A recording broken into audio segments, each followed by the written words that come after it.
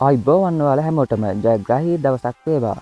2026 T20 ලෝක කුසලානේ උණුසුම උපරිමයට ඇවිත් තියෙන්නේ. අද දිනේ අපේ සිංහයන් මුහුණ දෙන තීරණාත්මක පළමු තරගය ගැන තමයි සුපුන්විත් ක්‍රිකට් තුලින් කතා කරන්නේ. අයර්ලන්තයට එරෙහි ශ්‍රී ලංකා කණ්ඩායමේ හොඳම 11 දෙනා කවුද කියලා බලමු.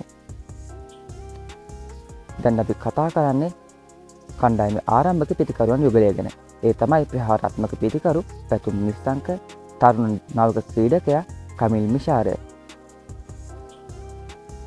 ඊළඟට කුසල් මෙන්ඩිස්, පවන් රත්නායක, චරිත් අසලංක. තුන්නිරියම් ක්‍රීඩකයින් ලෙස ජනිත් ලියනගේ, දසුන් ශානක, වනිදු හසරංග. පන්දු යවන්නන් ලෙස මහිස් තීක්ෂණ, ප්‍රමෝද් මදුෂාන්, මතීෂ පතිරණ යන ක්‍රීඩකයින් 11 දෙනා අද දිනේ තරගයේ ක්‍රීඩා කිරීමට නියමිතයි. ඉතින් මේ තමයි මම හිතන විදිහට අද අයර්ලන්තයට එරෙහිව පිටියට බහින ශ්‍රී ලංකා සිංහෙන් 11 දෙනා. ඔයාලට මොකද හිතෙන්නේ? මේ කණ්ඩායම මොන වගේ වෙනස්කම් වෙන්න ඕනේද? පහලෙන් කමෙන්ට් එකක් දාන්න අමතක කරන්න එපා. වීඩියෝ එකට ලයික් එකක් දාලා ක්‍රිකට් ලෝකයේ අලුත්ම තොරතුරු දැනගන්න සුපුන්විත් ක්‍රිකට් අපිව සබ්ස්ක්‍රයිබ් කරලා බෙල් සලකුණ ඕල් දාලා තියාගන්න.